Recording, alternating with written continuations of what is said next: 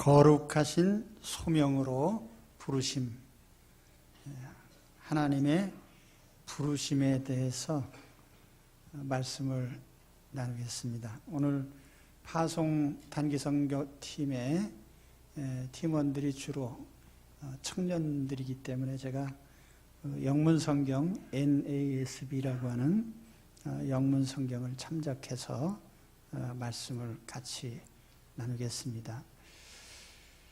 하나님이 우리를 부르신 것을 소명이라고 하죠.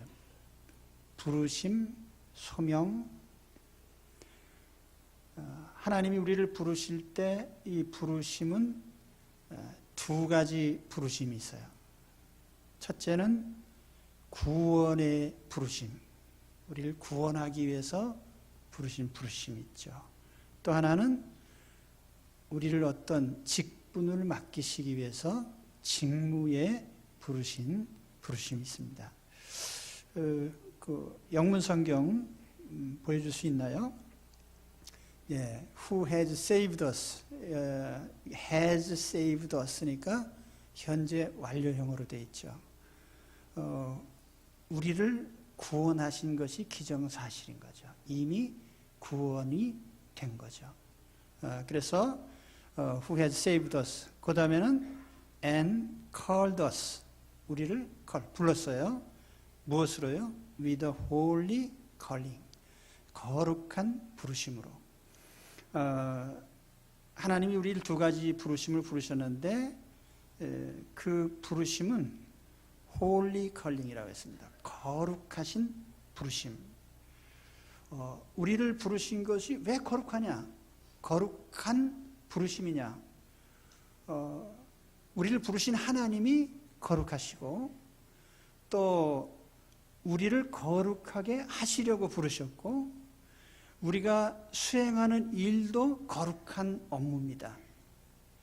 그래서 이 거룩한 복음의 일을 하다 보면은 복음을 듣는 자도 거룩해지고 복음의 일을 수행한 우리도 거룩해집니다. 이 거룩을 우리가 또 다른 한편으로는 성화라고 그래요.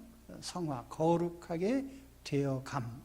그래서 우리는 예수 믿은 후에 우리가 신자들이 이 사실을 잘 이제 모르는데 예수 믿고 천당 간다.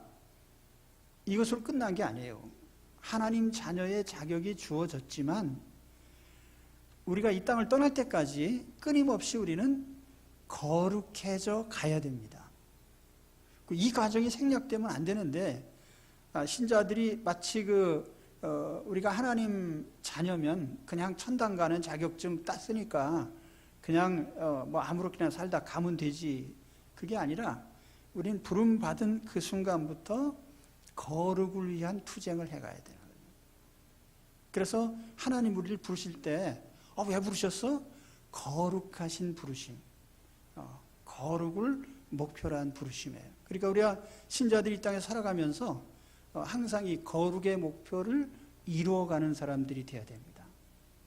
주님이 거룩하시고 우리도 거룩한 주님의 모습을 따라가기 위한 그것이 우리 지상의 삶이에요. 그래서 그리스도인의 삶 중에 성화라고 하는 이 과제가 굉장히 중요하고도 큰 우리의 임무인데 많은 사람들이 모르고 있어요. 그래서 오늘 하나님 왜 우리를 부르셨지? 구원을 위해서 부르셨어요. 또 하나는 직무를 위해서 부르셨는데 구원이나 직무나 이것은 다 거룩한 성격을 가지고 있다라고 하는 것입니다. 그 다음에 나를 부르신 부름의 동기입니다. 부르심의 동기. 곧 성경 한번 보여줄까요? 부르심의 동기. Not according to our works, but according to His own purpose and grace. 여기 not but의 이제 영어 용법이 뭐죠? A가 아니라 B다 그 말이죠. 근데 not according to our works. according to our works라고 하는 말은 이 works라는 것은 그 헬라어 에르가라는 단어를 번역한 것인데 이것은 우리의 업적 혹은 우리가 이룬 성과 이런 것들을 말하는 겁니다. not according to our works라는 말은 내가 이룬 성과나 나의 업적에 의해서 하나님이 나를 부르신 게 아니란 말이에요. 그러면 but according to his own purpose. 여기 his own 여기 이제 강조되어 있습니다. his own이라고 했을 때 his는 누구죠? 대문자로 되어 있어요. 하나님 자신의 목적을 위해서 부르셨다. 그 다음에는 and grace라고 되어 있습니다. 그러니까 하나의 우리를 부르신 목적 중에 하나는 하나님의 목적을 이루기 위해서 부르신 거고요. 또 하나의 동기는 하나님이 우리를 은혜로, 불쌍해서 사랑으로, 긍휼로, 자비로 부르셨다는 거예요. 그러니까 잘난 척하면 안 된다는 얘기죠. 우리가 하나님의 자녀들은 아무리 세상에서 잘나고 위대해도요, 잘난 척 안 하면 돼요. 하나님 우리를 구원하실 때 부르신 부르심이 내가 무슨 업적이 있고 잘나서 부른 게 아니라 하나님의 목적을 위해서 첫째는 부르셨고, 또 하나는 하나님의 은혜, 우리를 그냥 불쌍히 여기신 그 은혜에 의해서 우리가 부름받은 거예요. 이해가 되십니까? 근데 그 두 번째 은혜라고 하는 말에 또 수식어가 붙어 있죠. 9절 말씀 또 그 영문 성경에 보겠습니다. 그 grace란 말이 가장 중요한 말인데, 그 은혜가 어떤 은혜냐면 which, 그 이제 관계대명사로 연결되어 있죠. grace which was granted. granted란 말은 이게 be granted 하면은 승인이 됐단 말이에요. 허용이 됐단 말이에요. 인정이 됐다 그 뜻입니다. 우리에게 in Christ Jesus, 예수 그리스도 안에서 from all eternity, 이게 영원 전에라고 이제 그렇게 번역이 되어 있는데, 어떤 영문 성경에 보면은 before the world began, 이 세상이 시작되기 전에 그렇게 이제 표현을 했고, 어떤 영문 성경에 보면 before the beginning of time, 시간 세계가 시작되기 전에 그리스도 안에서 우리에게 은혜 베푸시기를, 은혜라는 말에 걸려 있는 겁니다. 그렇게 부르셨단 말이에요. 그죠? 그러니까 내가 구원받은 것도, 어떤 직분을 가진 것도 예수 그리스도 안에서 시간 세계 전에 벌써 하나님의 계획상에 들어있단 말이에요. 그 하나님이 우리를 구원하시고 또 우리에게 은혜 베푸실 하나님의 목적이 들어있단 말이에요. 자, 그러면 여기서 우리가 항상 하나님의 은혜에 대한 고마움을 가져야 되는 거예요. 인생 살아가면서 내가 뭐 잘났고 못났고 그게 아니라, 인생이라는 것은 하나님 베푸신 은혜예요. 하나님 자녀가 된 것도 은혜고, 어떤 직무를 수행하는 것도 은혜예요. 어떤 사람은 능력이 조금 더 많아서 더 많은 직무를 맡을 수 있고, 어떤 사람은 능력이 좀 부족해서 좀 적은 분량을 맡을 수도 있습니다. 그러나 그렇다고 해서 내가 직무를 더 많이 맡았다든지 더 높은 자리에 있다든지 더 능력이 뛰어나다든지 하는 것 자체도 다 은혜에 포함된 거예요. 하나님 선물에 포함된 거예요. 그것이 내 자신의 어떤 능력이나 내가 잘난 그게 아니란 말이에요. 그래서 우리는 하나님의 일을 하는 사람은 항상 겸손해야 됩니다. 내가 잘하든 못하든 이거 하나님 내게 베푸신 은혜야. 그리고 하나님이 하나님의 목적을 위해서 부르셨다고 하는, 부르심의 동기 두 가지요. 첫째는 하나님의 목적 때문에, 두 번째는 하나님이 불쌍히 여기신 은혜로 나를 부르신 것입니다. 근데 여기 하나님의 목적이라고 하는 것도 굉장히 중요한 거예요. 그래서 우리가 하나님의 일을 맡은 사람은 나의 목적을 수행하려고 하지 말고 하나님의 목적을 수행하려고 해야 됩니다. 하나님이 뭘 이루시려고 하지? 그러니까 하나님 목적에 항상 맞춰가는 것입니다. 저도 이제 목회를 하면서 내가 무엇을 하려고 목표를 세웁니다. 그런데 그 일이 될 수도 있고 안 될 수도 있습니다. 그러나 중요한 건 뭐냐면은 나는 계획을 세웠지만 하나님은 어떤 목적으로 쓰이느냐, 이게 중요한 거거든요. 나를 어떤 목적에 쓰시려고 그 순간에 부르셨는지, 하나님은 어떤 목적을 이루시려고 하는지. 그렇습니까? 우리가 삶의 모든 순간에 하나님의 목적을 생각해야 돼요. 내 개인의 목적. 여러분이 일생 살아가면서 내 인생 개인의 목적을 위해서 헌신하지 마시고요. 하나님은 나의 인생을 통해서 무엇을 목적하셨는지를 항상 우리는 마음에 담아야 됩니다. 하나님 나를 통해서 무슨 일을 하려고 하시지? 단기 선교도 네팔에 왜 그 힘든데 우리가 가야 되나?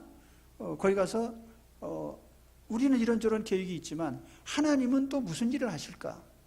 그렇죠? 참 그 놀라운 사실이에요. 우리나라의 한글 성경을 번역했던 선교사님 가운데 아주 특이한 분이 계시는데요. 그분은요, 그냥 저 일본을 거쳐서 어디 가려고 하다가 일본에서 며칠 동안 복음을 듣고 예수님을 영접했어요. 그래서 이 양반이 자기가 본래 가려고 하던 대로 가지를 않고 예수 믿고 거기서 몇 주 머무는 동안에 복음을 받아들이고 난 후에 보따리 싸가지고 우리나라로 온 거예요. 뭐로 하러 왔습니까? 그때 보면은 매서인이라고 해서 성경을 파는 거죠. 성경 장사예요. 성경을 보급하는. 근데 이 양반이 우리나라에서 이 일을 하다가 우리 한글을, 이 사람이 천부적인 재질이 있어가지고 한글을 수년 안에 다 깨우쳤어요. 그래가지고 우리말, 우리 한글의 그 한글 성경 번역의 선구자가 되셨습니다.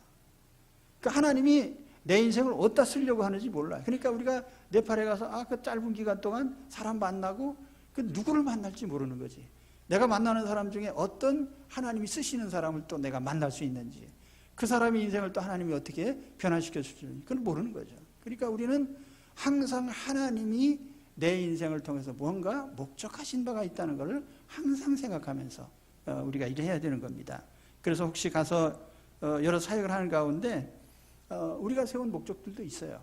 제가 서약서 보니까 이렇게 저렇게 하고 하면서 다 사인을 해놨더라고요. 그래서 내가 봤는데, 물론 그런 목적도 있는데 하나님이 하시고자 하는 목적이 있단 말이에요. 그게 이제 더 중요한 겁니다. 그러니까 저희 기성세대처럼 인생 거의 다 산 다음에 하나님의 계획이 뭔가 이제 와서 생각하면 뭐겠어요? 젊었을 때 미리 생각해야죠. 내가 인간적인 목적을 이루려고 그냥 일생 다 써먹다가 나중에 와가지고 하나님 내 인생 어디다 쓰시겠습니까? 그렇다고 나쁜 건 아니에요. 노년에도 써먹을 때가 있으면 좋지요. 아무튼 우리 일생 하나님 부르셔서 내 인생을 하나님의 목적하신 바에 쓰는, 나를 부르신 목적이 하나님이 있다니까요. 그거를 우리는 일찍이 깨달을수록 좋은 것입니다. 하나님 목적을 이루기 위해서 날 부르셨고, 또 하나님이 은혜로 그냥 불쌍히 여겨서 나를 택해 주셨다 그 말입니다. 부르신 동기를 말씀드렸고요. 그 다음에 이제 우리가 맡은 직무는 실제적으로 뭐냐? 복음 전하는 겁니다. 복음 전하는 거. 그게 이제 그 다음 구절을 또 제가 해석해 드리겠습니다. 거기 보면 But now has been revealed by the appearing of our Savior Christ Jesus라고 되어 있는데요. 또 그 부분이 뭐냐면 예수님으로, 구주 예수님으로, 예수님의 나타나심으로 말미암아 복음이 확 드러나게 됐다. 이제 그런 귀절입니다. 바울이 디모데에게 이 편지를 썼는데 디모데가 일찍이 복음을 받아들였습니다. 그때 그 복음이라는 것이 여기 그 영문 성경에 보면은 리빌이라는 말과 어피어링이라는 말이 있습니다. 그 어피어라는 단어는 Savior Christ Jesus, 예수 그리스도께서 몸으로 오신, 첫 번째 오신 그 초림을 가리키는 말이에요. 그 예수님이 처음 오심과 함께 Now has been revealed라는 그 리빌은 리빌이란 말은 뭐죠? 드러난다는 뜻인데 어피어란 말은 이렇게 사람의 모습이 눈에 확 보여지는 것이고요. 이 리빌이란 말은 감춰지고 혹은 선명하지 않던 것이 선명하게 드러난다는 뜻입니다. 그래서 예수님이 몸을 가지고 어피어 드러나는 순간에 감췄던 복음이라는 알맹이가 확연히 드러났다 그 뜻이에요. 근데 이 복음이라는 것이 사실은 우리가 처음 만나는 사람한테 당신 뭐 믿습니까? 라고 했을 때 우리가 예수 믿는 그 복음의 내용을 설명을 짧게 못해요. 그래서 우리 교역자들끼리도 모여서 그런 얘기합니다. 여기 아무것도 모르는 사람이 와서 앉아 있는데 신앙에 대해서 아무 것도 모르는 사람이 교회에 처음 나왔단 말이에요. 이 사람한테 내가 믿는 내용을 한 5분, 10분 안에 얘기할 수 있겠냐? 얘기할 수 있겠어요? 이 복음이라는 내용이 상당히 힘든 겁니다, 사실은. 근데 우리가 초대교회에서 복음을 전한 대상은 이방인이 아니고 유대인이에요. 행결 수월했습니다. 왜냐하면 유대인은 구약 성경을 알고 있는 사람들이에요. 하나님이라는 존재를 알고 있는 분이에요. 그리고 메시아를 기다리는 족속이에요. 이 사람들에게 예수님이 메시아야, 이걸 알려주는 것은 그다지 힘든 건 아니었습니다. 그럼에도 불구하고 유대인에게 복음 전하는 것이 힘들었던 것은 유대인들이 복음이라는 그 실제적인 내용을 이해를 못한 거예요. 가령 예를 들어서 구원이 뭐냐라고 했을 때 유대인들은 자기네들은 태어날 때부터 혈통적으로 아브라함 자손이고 선민이기 때문에 구원받을 필요성이 없다고 생각한 사람들이에요.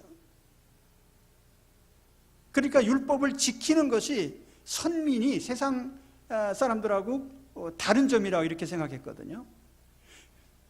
그런데 예수님은 오셔서 너희 유대인이 하나님 백성 아니야. 너희도 구원받아야 돼. 그럼 구원이라는 게 도대체 뭐예요? 유대인이 생각하는 구원은 저 로마의 압제로부터 이스라엘 민족을 독립시키는 걸 구원으로 생각했단 말이에요. 그러니까 예수님이 오셔서 그 일을 안 하셨기 때문에 유대인들이 예수님 십자가에 못 박은 거예요. 저 우리가 기다린 메시아가 아니다. 제 참 메시아라면 이스라엘을 로마에서 독립시키고 그리고 이스라엘 백성을 자유롭게 풀어주고 왕위에 등극을 해야 되는데 예수님 그런 거 아무것도 안 하셨거든요. 그러니까 구원의 내용을 알지 못한 거죠. 근데 예수님이 십자가에서 돌아가시고 장사 지내셨다가 부활하신 뒤에 알게 된 겁니다. 근데 그것도 예수님의 제자들도 3년 반 동안 쫓아다녔지만 이 구원의 복음을 몰랐어요, 처음에는. 그러다가 십자가에서 죽으시고 부활하신 후에야 예수님이 죄인들의 죄를 대신하셔서 십자가에서 죽으시고 살아나셔서 우리 죄값을 갚으셨구나. 그래서 예수님 믿는 사람들은 정죄로부터 풀려나고 하나님의 심판을 면하게 되고 이제 하나님 자녀의 자리로 돌아오게 되는데 이것이 구원이구나 라고 하는 것을 이해하게 된 겁니다. 그러니까 처음에 이 복음을 전하는 것이 매우 힘들었단 말이에요. 그러니까 우리가 바울의 글에 보면은 복음이라는 것이 감춰졌다가 드러난 것, 리빌이라는 말을 쓰는 이유가 그겁니다. 복음이 감춰졌었다. 그런데 이제는 드러나게 됐다. 그 뒤에 보면은요, 그 뒤에 그 다음 구절이죠. 복음 내용이 뭐냐 하면은 예수님이 죽음을 제거하신 겁니다. 그래서 거기 보면 who abolish death. 제가 발음 좋지 않아서 죄송합니다. abolish라는 말은 뭐냐면은 제거해버렸단 말이에요. 무효화시켰다고 말이에요. 무엇을요? 죽음이라는 것을. 그리고 복음이 왔을 때 복음의 결과로서 죽음을 제거하게 됐다. 죽음을 이기게 됐다. 사망이라는 게 뭐죠? 하나님과 관계가 끊어진 걸 영적 사망이라고 그래요. 육체와 영혼이 나눠지는 걸 육적 사망이라고 합니다. 이 두 가지 사망의 문제가 예수 그리스도께서 십자가에서 죽으심으로 완전히 해결이 되셨단 말이에요. 그래서 하나님과의 관계가 다시 회복이 되고 하나님 앞에 영혼과 육체가 함께 구원받는 결과가 온 것입니다. 그래서 예수님이 그 abolish death, 죽음을 물리치셨다. 그 다음에 또 뭐죠? And brought life and immortality. brought라는 말은 뭐죠? bring의 과거형입니다. 그러니까 bring이라는 brought라는 말과 그 뒤에 보면 to light라는 말이 연결됩니다. 그 bring to light라는 말이 하나의 수거인데 밝히 드러나게 됐다 그 뜻이에요. 빛과 같이 밝히 드러나게 됐다. 뭐가요? life, 생명과 immortality, 불멸. 생명과 불멸이 예수님의 복음으로 말미암아 명확히 이제는 드러나게 됐다죠. 아, 생명이라는 거 하나님 안에 다시 돌아오는 거야. 그리고 우리는 이제 영원히 살게 되는데 그 임모탈리티라는 불멸이라고 하는 것이 우리는 그죠? 영혼은 없어지지 않아. 이게 불멸이 아니고 하나님 품 안에 사는 것이 불멸이에요.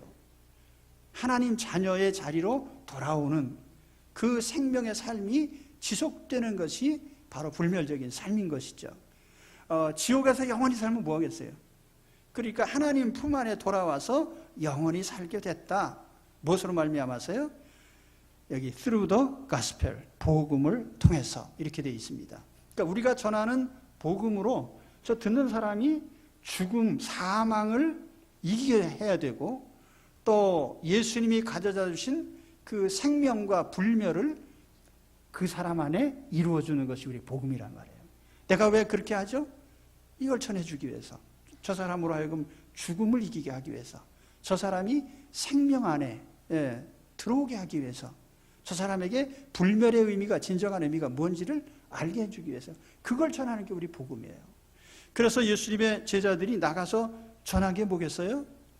예수님은 우리 죄 때문에 십자가에서 죽으셨습니다. 예수님 우리를 살리시기 위해서 무덤에서 살아나셨습니다. 그래서 예수 그리스도를 믿으면 우리가 어떻게 돼요? 우리는 영원한 생명을 소유하게 되고 하나님 품 안에서 영원한 불멸적인 하나님의 진정한 생명의 삶을 누리게 되는 것입니다. 이걸 전한 거예요. 그 복음의 알맹이는 바로 예수님으로 말미암아서 이런 죽음을 이기고 생명이 주어졌다는 사실을 알리는 거죠. 이게 이제 우리가 전할 업무란 말이죠. 복음의 내용입니다. 그죠? 그래서 이 복음을 사도행전에 보면은 사도들이 두 가지를 전했어요. 예수님 우리 죄 때문에 돌아가셨습니다. 십자가에서 예수님 우리를 살리시기 위해서 무덤에서 살아났습니다. 그래서 예수님의 죽으심과 부활 두 가지가 항상 핵심적으로 전달이 됩니다. 그걸 전해야 듣는 사람이 죽음을 이기고 생명으로 인도되기 때문에. 그렇죠? 근데 그 중심은 언제나 보면 예수님이죠. 예수님이 내 죄를 위해서 죽으시고 예수님이 나를 사망에서 일으키시고, 그래서 결국은 가장 압축된 복음이 뭐냐면 예수천당입니다. 그래서 옛날에 최건동 목사님이 전도하실 때 예수천당에서 전도해야 되겠다. 그 내용은 예수님이 우리로 하여금 지옥으로부터 건져서 하나님 천국으로 인도하십니다. 그 주인공이 예수님입니다. 그래서 예수님 전하는 것이 바로 복음이죠. 오늘 우리 단기선교팀이 가서 이런저런 프로그램이 있어요. 뭐 여러 가지 순서들이 있지만 가장 중요한 알맹이는 바로 예수님을 통해서 죽음이 해결됐고 예수님을 통해서 생명이 회복됐다고 하는 사실을 알려주는 겁니다. 그걸 전해야 돼요. 네팔 사람들은 섬기는 게 많습니다. 그래서 길 가다가 이렇게 돌뿌리에 걸려 넘어졌어요. 보니까 여기 길바닥에 돌이 하나 박혀 있단 말이에요. 이게 신이시구나. 거기다 빨간 거 갖다 발라놓고 이제 거기다 또 대구 숭배를 합니다. 뭐 고목나무가 하나 있어도 눈에 뵈는 건 다 신이에요. 이런 사람들한테 저건 하나님이 지으신 거야. 저걸 믿으면 그건 생명을 얻을 수 있는 게 아니야. 신들도 또 많아요, 네팔에. 그래서 망가뜨리는 파괴의 신도 있고요. 새로운 걸 세우는 창조의 신도 있고, 하여튼 쓰레기 청소하는 신도 있고, 신이 많습니다. 그래서 흔히 말하기를 네팔에는 신이 3억 개가 있다. 그렇게 많은 데 가가지고 복음을 우리는 전하는 겁니다. 마지막으로 바울에게 세 가지 직함이 주어졌죠. 그래서 거기 세 가지 직함이 나오는데요. 그것도 성경 한번 보겠습니다. For which, 그 복음을 위해서, 이제 복음 전하는 걸 위해서 I was appointed. 내가 이 appointed라는 말은 지목한다는 말 아니에요. I was appointed니까 내가 수동태예요. 지목을 받은 거죠. 누구에게? 주님에게. 내가 이 일을 해야 돼 라고 지목받은 것입니다. 세 가지가 나오는데 첫째는 preacher입니다. preacher. 그 다음엔 apostle, 사도. 그 세 번째는 teacher. 이 세 가지 직책을 받단 말이에요. 사도 바울이. 근데 사실 이거 우리가 복음 전하는 데 있어서 세 가지가 다 중요한 겁니다. 첫째는 이 프리처라는 말인데, 우리가 프리치 그러면 흔히 설교라고 해석하잖아요. 또 때로는 전도라는 말로도 번역을 합니다. 그리고 이게 원래 헬라어 성경에 보면은 케륙스라고 돼 있어요. 케륙스. 케륙스라는 말은 헬라어로 뭐냐면 선포라는 뜻입니다. 그러니까 복음이라는 건 1차적으로 선포하는 거예요, 그냥. 영어로 하면 헤랄드라고 합니다. 헤랄드. 포고자. 그냥 알리기만 하면 되는 거예요. 그러니까 사도들도 나가서 예수님이 우리 죄를 대신하셔서 십자가에서 죽으셨습니다 하고 얘기해 주는 거예요, 그냥. 거기에 설명이 먼저 들어가지 않습니다. 예수님이란 분이 내 죄를 대신하셔서, 그분이 하나님 아들이신데 내 죄를 대신하셔서 십자가에서 죽으셨습니다. 그분이 우리를 살리시려고 무덤에서 살아나셨습니다 하고 이걸 일단 선포하는 거예요, 그냥. 이 1차적인 전도의 의미는 예수님을 그냥 알리는 데 있습니다. 이게 이제 선포예요, 선포. 사실은 프리처 그러면은 뭐 설교자 그러니까 뭔가 뭐 해석하고 뭐 해가지고 길게 1차적인 의미는 그냥 전하는 겁니다. 최건능 목사님처럼 예수 천당 그냥 알려주는 거예요. 그래서 에스겔 2장 7절에 보면은 하나님이 에스겔 선지자를 보내시면서 뭐라고 했냐면은 그들은 심히 패역한 자라 그들이 듣든지 아니 듣든지 너는 내 말로 고할지어다. 그냥 얘기만 해라. 안 들을 수도 있어. 그렇지만 전하는 것만 해라 그 말이에요. 그 다음에 디모데후서 4장 2절에 바울이 디모데에게도 그런 얘기를 합니다. 너는 말씀을 전파하라.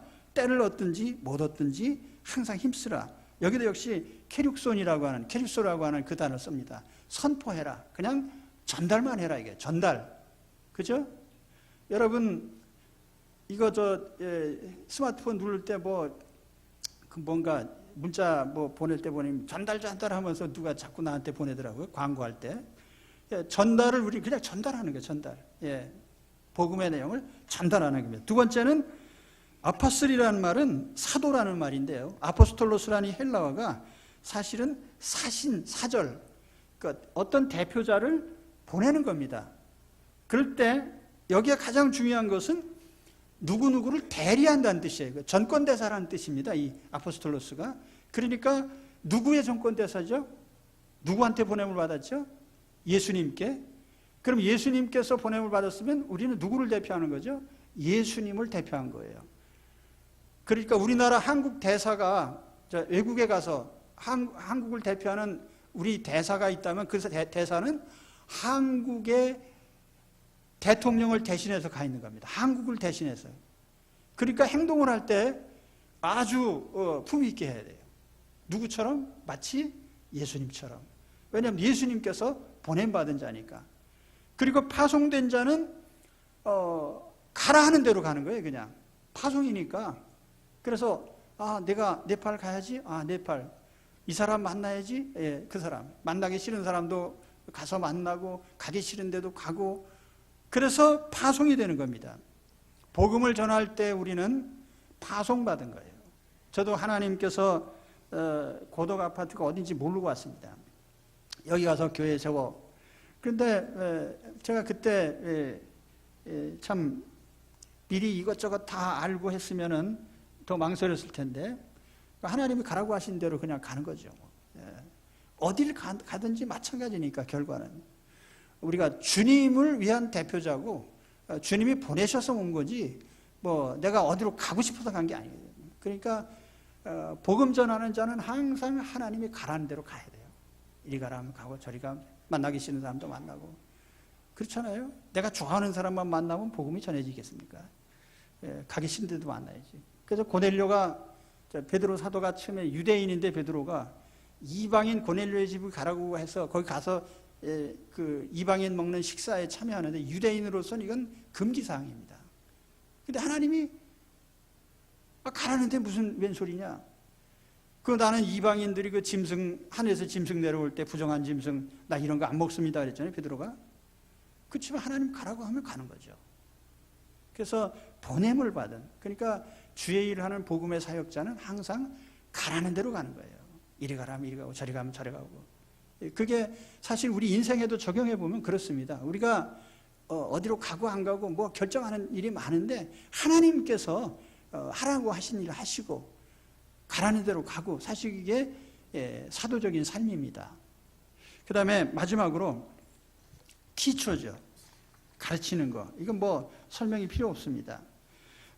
예수님께서도 이 땅에 오셔서 처음 복음을 전하실 때 안식일에 회당에 들어가서 성경을 꺼내서 가르치셨습니다. 예수님의 3대 사역 가운데, 그렇죠? 복음을 전하고 병자를 고치고 하나님 말씀을 가르치시고, 가르치는 것이 굉장히 중요합니다. 이제 우리 네팔에도 1세대의 복음을 전했는데요, 예수 천당만 들어놓고 그 다음에 뭘 해야 될지 아무것도 몰라요. 그래서 그 다음에 이제 가르쳐야 되는 거죠. 바르게 믿는 삶이 무엇인가, 하나님을 섬긴다는 것이 무엇인가, 우리가 어떻게 바른 생활을 해야 되는가, 이런 것을 하나님의 말씀을 통해서 계속 가르쳐야 됩니다. 그래서 처음에 예수 믿은 사람들도 사도행전 5장 42절에 보면 그들이 날마다 성전에 있든지 집에 있든지 예수는 그리스도라고 가르치기와 전도하기를 그치지 아니하니라. 그러니까 전하는 것과 병행된 게 항상 가르치는 거였어요. 그래서 우리 이 가르치는 사역을 우리가 평생 해야 됩니다. 그리고 잘 가르쳐야 돼요. 또 아무렇게나 아무거나 막 가르쳐 놓으면 듣는 사람들이 혼란스러우니까 우리가 바른 진리를 잘 가르쳐야 됩니다. 그래서 오늘 우리 디모데에게 바울 사도가 얘기한 이 내용을 우리 같이 나눠봤습니다. 우리는 하나님의 부르심 받은 사람, 거룩한 부르심을 받았는데 구원의 부르심도 받았고 직무 수행의 부르심도 받았다. 그런데 우리가 수행할 그 직무는 복음을 전하는 것이다. 복음이라는 게 뭐예요? 예수님으로 말미암아 사망이 제거됐다. 그리고 예수님으로 말미암아 생명과 또 하나님 품 안에서의 불멸적인 삶이 우리에게 주어졌다고 하는 것을 알리는 겁니다. 하나님이 나를 부르신 동기는 하나님의 목적을 이루시기 위해서이고, 또 하나 하나님이 나를 긍휼히 여기시기 때문에 일을 계속 맡기시는 겁니다. 그래서 하나님의 목적을 위해서 기꺼이 자신을 드리시기 바랍니다. 그리고 하나님이 복음 사역을 위해서는 특별히 3가지 직능을 사도에게 위임하셨는데, 첫째는 전파하는, 선포하는 것이다. 그리고 2번째는 보냄을 받아서 가라는 대로 가야 된다. 3번째는 가르치는, 하나님의 말씀을 가르치는 이 일을 주로 했다. 그래서 우리가 사역을 하면서 그 대상들에게 또 이런 사역을 중심으로 해서 주님이 이런 일을 맡기셨구나 하는 걸 생각하면서 잘 감당하시기 바랍니다. 일생 동안에 한 2주간이라는 시간은 매우 짧을 수도 있지만 그러나 짧지 않은 시간입니다. 그 사이에 수많은 변화들을 겪을 수 있고 또 우리는 많은 일을 할 수가 있습니다. 한 사람 한 사람 만나는 사람들을 소중히 여기고, 이 사람은 스치는 사람이야, 이게 아니라 이 사람 일생에도 그렇고 나도 그렇고 피차간에 평생에 가장 큰 영향을 줄 수 있는 시간이기도 하다. 이렇게 생각하면서 만나는 사람마다 잘 대하고, 그래서 이 복음의 사역을 잘 이루게 되시길 바랍니다. 기도하겠습니다. 우리 파송팀은 그 자리에서 일어나가지고 하나님 앞에 우리 한번 다짐하는 마음으로, 제가 보니까 그 서약서 쓰면서 전부 다 마음에 한번 생각해 봤어요. 다짐을 했습니까? 우리 하나님 앞에서 다시 한번 기도합시다. 하나님 아버지,